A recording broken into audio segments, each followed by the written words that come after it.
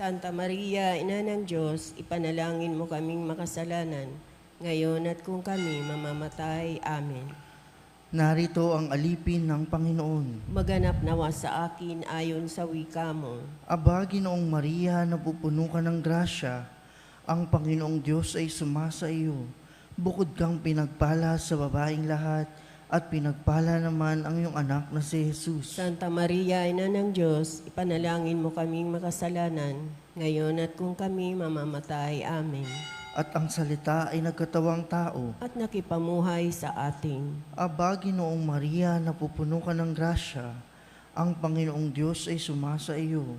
Bukod kang pinagpala sa babaeng lahat, at pinagpala naman ang iyong anak na si Jesus. Santa Maria, Ina ng Diyos, panalangin mo kaming makasalanan, ngayon at kung kami mamamatay. Amen. Ipanalangin mo kami, O Santa na Ina ng Diyos. Na kami maging dapat makinabang sa mga pangako ni Kristo. Manalangin tayo.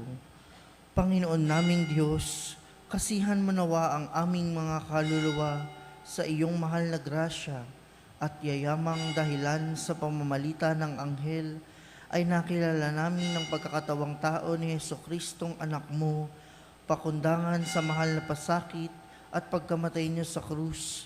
Papakinabangin mo kami ng kanyang pagkabuhay na magmuli sa kadakilaan sa langit, sa pamamagitan ni Jesucristong aming Panginoon. Amen. Luwalhati sa Ama, at sa Anak, at sa Espiritu Santo. Kapara noong unang-una, ngayon magpakailanman, magpasawalang hanggan. Amen. Sa ngalan ng Ama, at ng Anak, at ng Espiritu Santo. Amen.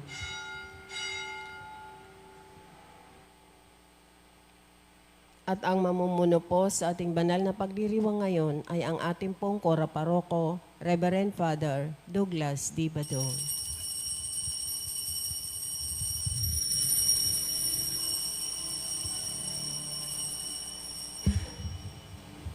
Mamahal sa Panginoon ay simula ng karunungan. Ang kaniyang kapurihay manatili magpakailanman. Purihin ang Panginoon, siya'y ating pasalamatan sa pagsasama at pagtitipon ng kanyang mga anak. Pagmamahal sa Panginoon ay simula ng karunungan. Ang kanyang kapurihay manatili magpakailanman. Sa ngalan ng Ama at ng Anak at ng Espiritu Santo, Amen. ang pagpapala ng ating Panginoong Hesus Kristo, ang pag-ibig ng Diyos Ama, at ang makikipagkaisa ng Espiritu Santo, naway sumainyong lahat. At sumaiyo rin. Mga kapatid, tinipon tayo bilang mga kaanim na angkan ng Diyos, kaya dumulog tayo sa maawaing Panginoong nagpapatawad ng lubos. Sinugong tagapagpagaling sa mga nagsisisi, Panginoon, kaawaan mo kami. Panginoon, kaawaan mo kami. Dumating na tagapag-anyaya mga makasalanay magsisi, Kristo, kaawaan mo kami. Kristo, kaawaan mo kami. Nakaluklok ka sa kanan ng Diyos Ama para ipamagitan kami. Panginoon, kaawaan mo kami. Panginoon, kaawaan mo kami. Kaawaan tayo na makapangyarihang Diyos, patawarin tayo sa ating mga kasalanan at patnubayan tayo sa buhay na walang hanggan. Amen. Manalangin tayo. Ama naming makapangyarihan, ang pananampalataya, pag-asa at pag-ibig namin na iyong dagdagan, at gawin mong mahalin namin ang iyong mga kautusan, upang sa mga pangako mo, kami maging dapat makinabang sa pamamagitan ni Jesucristo kasama ng Espiritu Santo magpasawalang hanggan. Amen. Maupo ang lahat.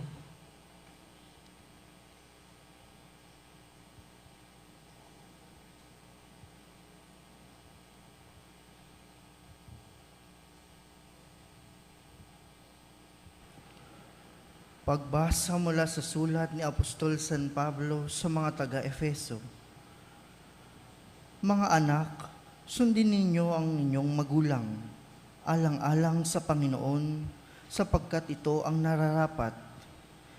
Igalang mo ang iyong ama at ina. Ito ang unang utos na may kalakip na pangako. Ganito ang pangako, ikaw ay giginhawa at lalawig ang iyong buhay rito sa lupa.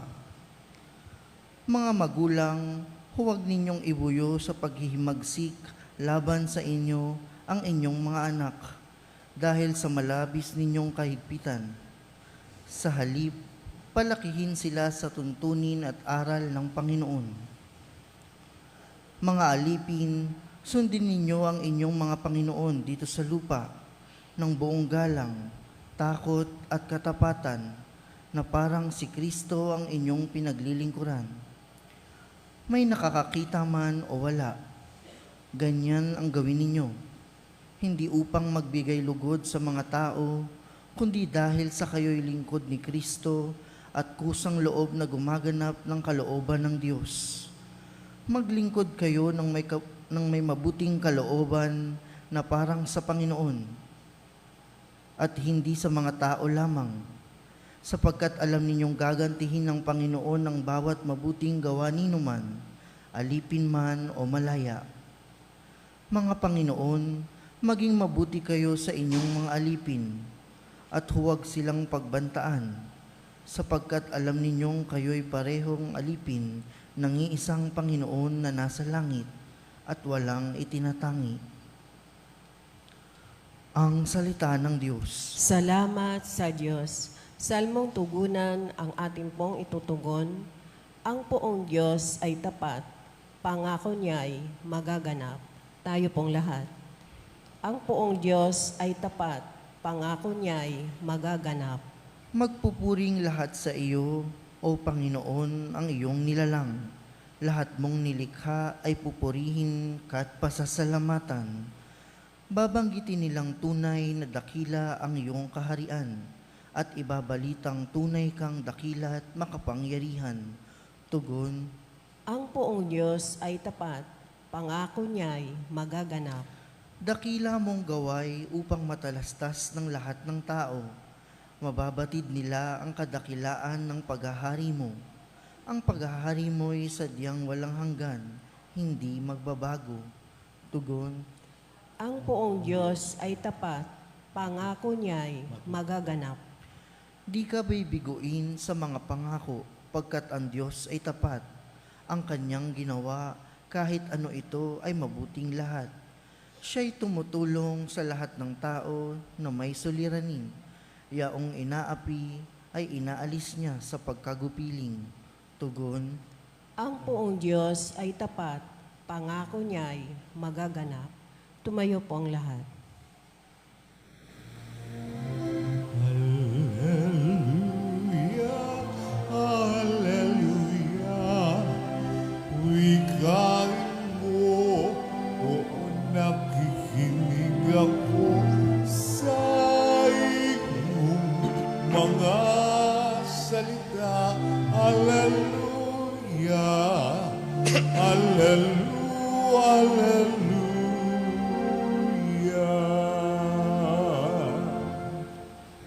Sumainyo ang Panginoon. At sumaiyo rin. Ang mabuting balita ng Panginoon ayon kay San Lucas. Papuri sa iyo, Panginoon.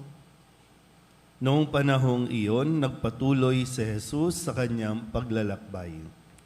Siya'y nagtuturo sa bawat bayan at nayon na kanyang dinaraanan patungong Jerusalem. May isang nagtanong sa kanya, Ginoo, kakaunti po ba ang maliligtas? Sinabi niya, pagsikapan ninyong pumasok sa makipot na pintuan. Sinasabi ko sa inyo, marami ang magpipilit na pumasok, ngunit hindi makapapasok. Kapag ang pinto'y isinara na ng puno ng sambahayan, magtitiis kayong nakatayo sa labas at katok ng katok. Sasabihin ninyo, Panginoon, papasukin po ninyo kami. Sasagutin niya kayo, hindi ko alam kung taga saan kayo. At sasabihin ninyo, umain po kami at uminom na kasalo ninyo, at nagturo pa kayo sa mga lansangan namin. Sasabihin naman ng Panginoon, hindi ko alam kung taga saan kayo.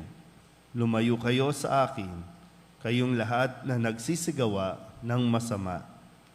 Tatangis kayo at magngangalit ang inyong ngipin kapag nakita ninyong nasa kaharian ng Diyos sina Abraham, Isaac at Jacob at ang lahat ng propeta, at kayo na may ipinagtabuyan sa labas. At darating ang mga tao buhat sa silangan at kanluran, sa hilaga at timog, at dudulog sa hapag sa kaharian ng Diyos. Tunay ngang may nahuhuling mauuna at may nauunang mahuhuli. Ang mabuting balita ng Panginoon. Pinupuri ka namin, Panginoong Heso Kristo. Isang magandang umaga po sa inyong lahat. Ngayon po ay Miyerkules na ika-30 linggo sa karaniwang panahon. Ang pagpasok sa langit ay hindi ating desisyon. Bagamat lahat tayo, pagtatanungin natin, gusto natin makapasok sa langit. Ulitin ko po, wala sa atin ang desisyon kung tayo ay makakapasok o papasok sa langit. Yan ay desisyon ng Diyos. Bahay niya yon, kaharian niya yon, siya magdidesisyon kung sino ang papasok at hindi. At lahat naman ay gusto niyang makapasok sa langit. Gusto niya, hindi yung gusto lang ng tao. Gusto niya makapasok tayo sa langit. Kaya nga nagbibigay siya ng mga panuntunan, nagbibigay siya ng mga bagay o gawain na dapat natin pagtuunan ng pansin para tayo makapasok sa langit. Halimbawa po, dito sa atin, maraming tao dito sa lugar natin, sa parokya natin, ayaw nilang pumasok ng simbahan, pero gustong pumasok ng langit. Minsan, nababanggit ko po ito, kapag mayroong mga namamatay, ang kalooban ng mga pamilya, hindi ko alam kung dahil bahagi ng kultura, tradisyon, Father, kailangan ipasok sa simbahan yung patay. Yun yung lagi natin insist, Kaya nga magtatampo ang pamilya kapag hindi mo pinapasok sa simbahan. Kasi nga, yun yung nakagawian natin, kailangan ipasok ang labi, yung katawan, nung namatay. Minsan isip ko, papasok lang naman natin, siyempre, bahagi yun na para sa ikagagaan ng kalooban ng mga namimigating kamag-anak. Pero para saan yun? Anong magiging sense nun kung hindi naman tayo makakapasok sa langit? Kasi nga, nung buhay, di ba, lagi kong sinasabi din, nung buhay, ayaw na ayaw mong pumasok ng simbahan. Ayaw na ayaw mo nga magsimba. Alam natin yun, di ba? Ano ba, sa atin na lang, mga kapatid natin, pamilya natin, kahit anong sabi natin, magsimba kayo, hindi nagsisimba. Real talk na lang tayo. Alam niyo yan, mga kasama ninyo sa bahay, tamad pumasok ng simbahan, ayaw talagang magsimba, matutulog na lang, magdiliwaliw na lang. Tapos pag namatay, ipipilit nating ipasok sa simbahan. Nakukuha niyo po ba yung point? Paano tayo nun? Pag namatay tayo, basta na, Lord, papasukin mo, kakatok tayo, gusto kong pumasok dyan. Nung buhay nga, ayaw natin pumasok sa bahay niya. At hindi rin naman po automatic na dahil tayo nakakapasok, sila hindi. Tayo mismo nagsisimba, sila hindi, papasok tayo sa langit. Dahil ang titinan pa rin, ano ba ang ginagawa natin sa buhay dito sa mundong ito. Kaya maganda yung paalala ni San Pablo, bilang anak, kamusta ka bilang anak? Bilang magulang, kamusta? Paano mo ginampanan ang iyong role bilang magulang? Bilang alipin, anong ginawa mo? At bilang Panginoon, anong ginawa mo? Kaya nga, di ba, huhusgahan tayo ng Diyos sa mga bagay na ginawa at hindi mo ginawa na dapat mong ginawa. So, pag-isipan natin na mabuti, ha? Bagamat gusto po ninyo, mabuhay kayo ng 1,000 taon, no? Kaya nga kahit yung desisyon na, ay, ayoko po munang mamatay, wag po muna ngayon, wag po. Laging ganon, no? Pero wala sa atin ang desisyon. Kung hanggang kailan tayo sa mundong ito, at wala din sa atin ang desisyon kung makakapasok tayo sa langit. Pero ang gusto ng Diyos, makapasok tayo sa langit. Kaya suriin natin mabuti paano tayo namumuhay sa ngayon. Kasi yan ang magdidetermine kung tayo ba ay kikilalanin din ng Diyos kapag tayo ay kumatok doon sa langit. Mahirap pong mapagsarahan ng pinto at mahirap po na pagdating ng araw na yon, hindi tayo kilala ng Diyos dahil hindi natin siya kinilala nung tayo po ay nabubuhay pa. Amen?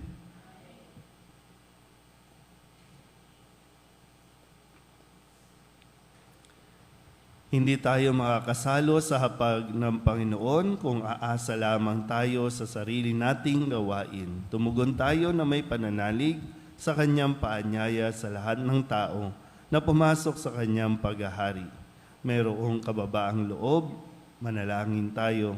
Panginoon, dinggin mo ang aming panalangin. Panginoon, dinggin mo ang aming panalangin.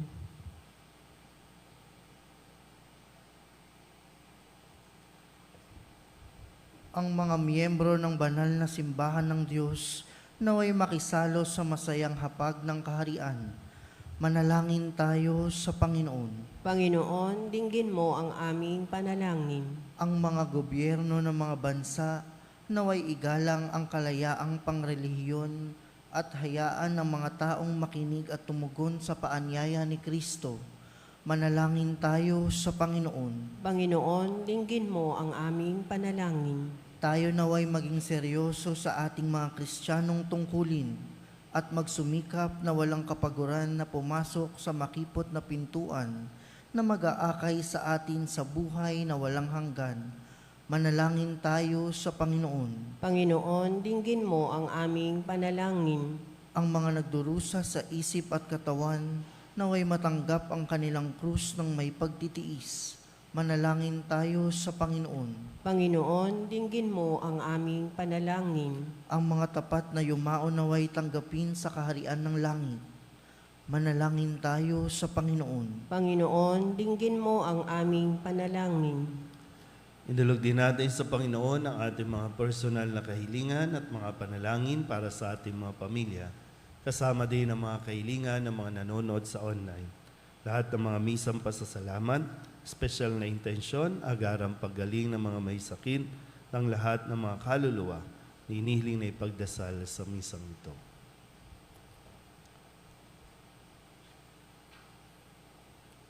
Ang lahat ng ito hinihiling namin sa ngalan ni Kristong aming Panginoon. Amen.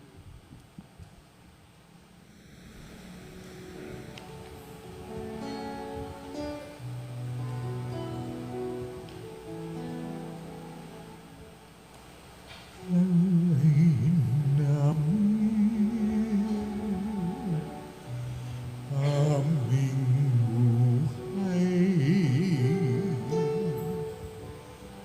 Bawat galaw at lumbay, bawat pangarap naming taglay sa palad mo ilalagay.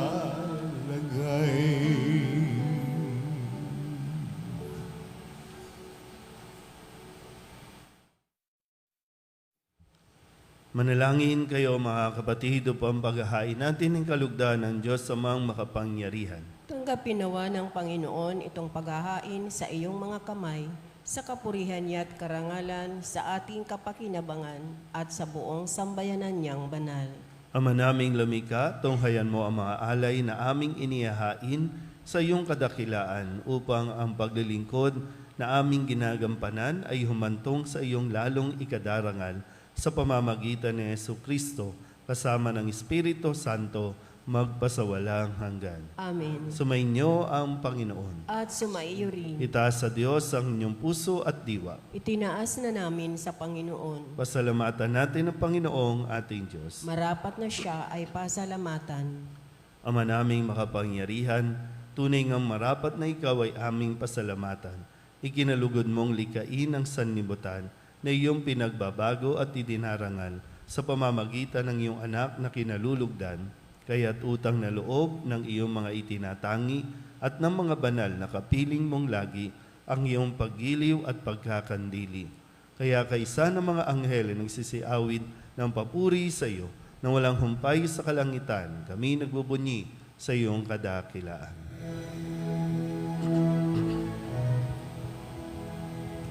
Santo, Santo, Santo, Panginoong Diyos na makapangyarihan, napupuno ang langit at lupa ng kalwalhatian mo.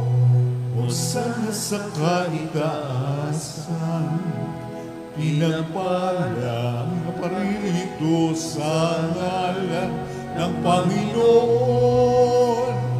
O sana sa kaitaasan.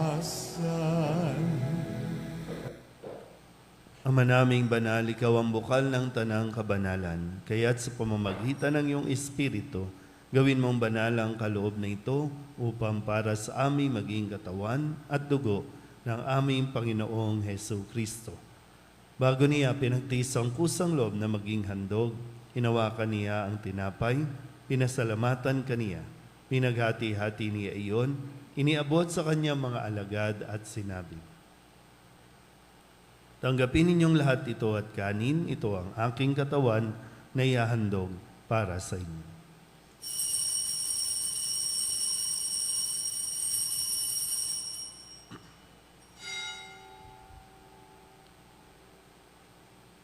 Ngayon din naman na matapos ang hapunan, inawakan niya ang kalis, muli kaniyang pinasalamatan.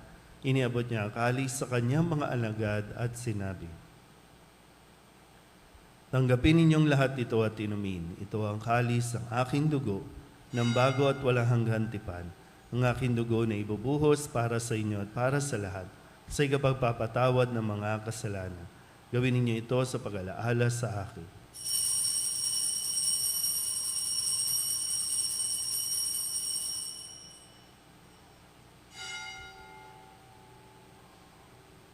Ipagbunyi natin ang misteryo ng pananampalataya. Si Kristo'y namatay, si Kristo'y nabuhay, si Kristo'y babalik sa wakas ng panahon. Ama, ginagawa namin ngayon ang pag-alaala sa pagkamatay at muling pagkabuhay ng iyong anak, kaya tiniaalay namin sa iyo ang tinapay na nagbibigay buhay at ang kalis na nagkakaloob ng kaligtasan. Kami napapasalamat dahil kami iyong minarapat na tumayo sa harap mo para maglingkod sa iyo. Isinasamo namin kami magsasalo-salo sa katawan at dugo ni Kristo ay mabuklod sa pagkakaisa sa pamamagitan ng Espiritu Santo. Ama, lingapin mo ang iyong simbahang laganap sa buong daigdig. Puspusin mo kami sa pag-ibig kaysa ni Francisco na aming Papa at ni Jose na aming Obispo at ng Tanang Kaparian. Alalahanin mo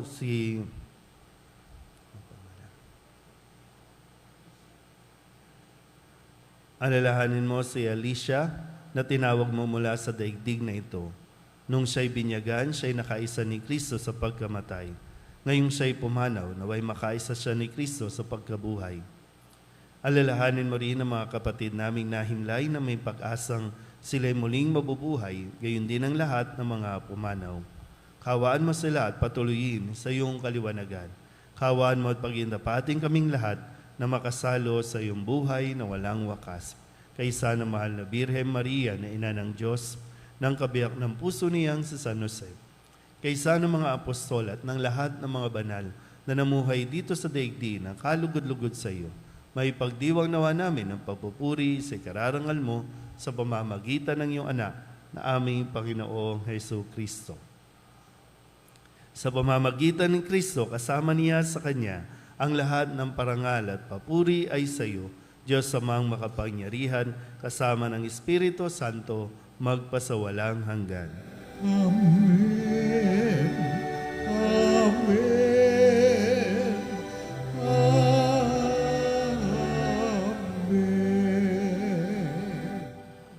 Sa tagubilin ng mga nakagagaling na utos at turo ni Jesus sa Panginoon natin at Diyos, ipahayag natin ang lakas loob.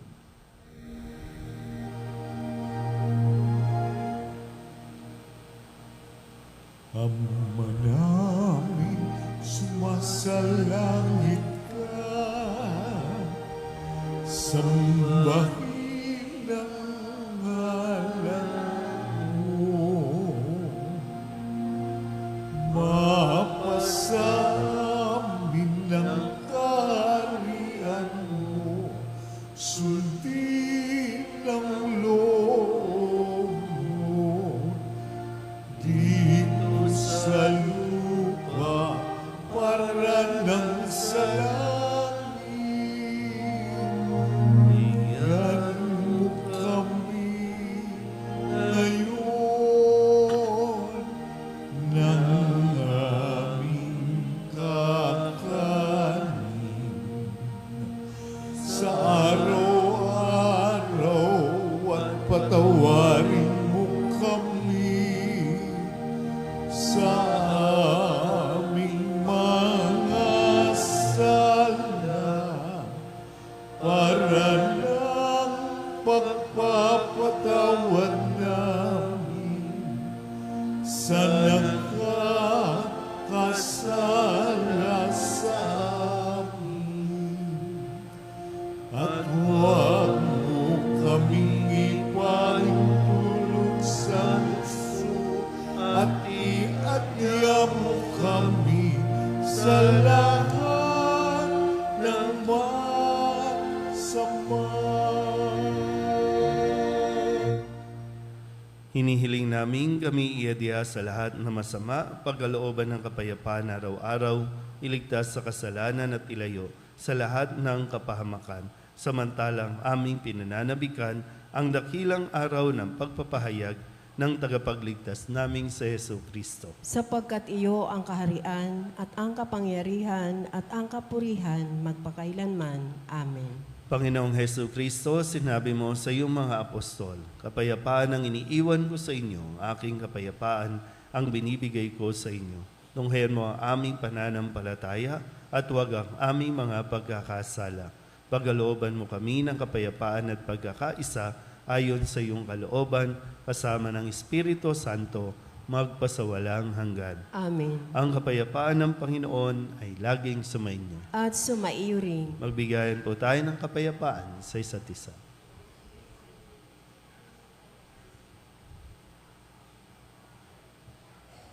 Kordero ng Diyos na nag-aalis ng mga kasalanan ng sanlibutan, maawa ka sa amin.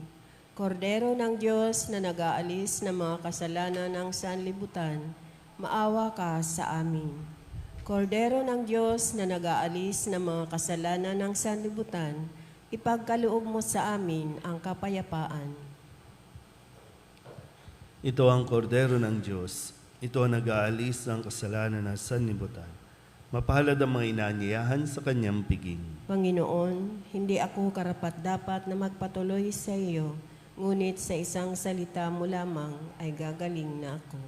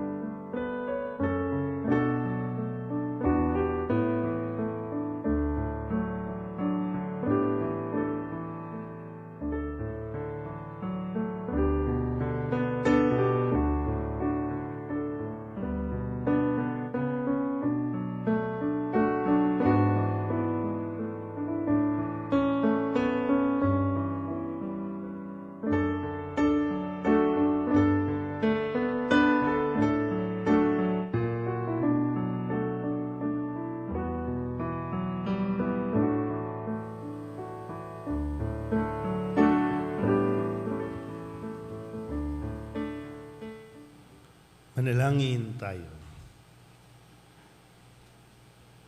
Ama naming mapagmahal, maging lubos sawa ang aming pakikinabang sa tinanggap namin sa piging mong banal, upang ang aming ginaganap ng lantaran ay siyang aming makamtang tunay sa pamamagitan ni Jesucristo, kasama ng Espiritu Santo, magpasawalang hanggan. Amen.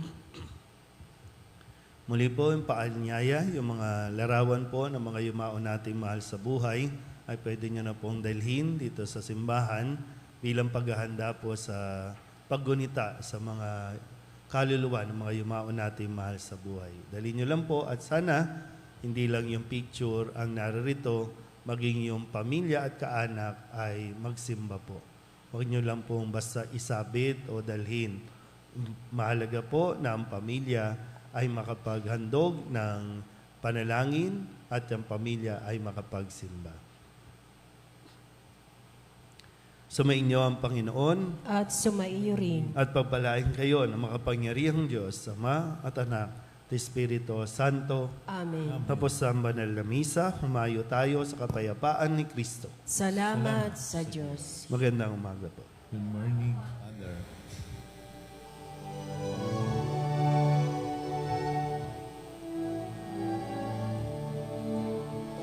Walang sinuman ang namumukay para sa sarili lamang. Walang sinuman ang namamatay para sa sarili lamang. Tayong lahat ay may pananagutan sa isa't isa. Tayong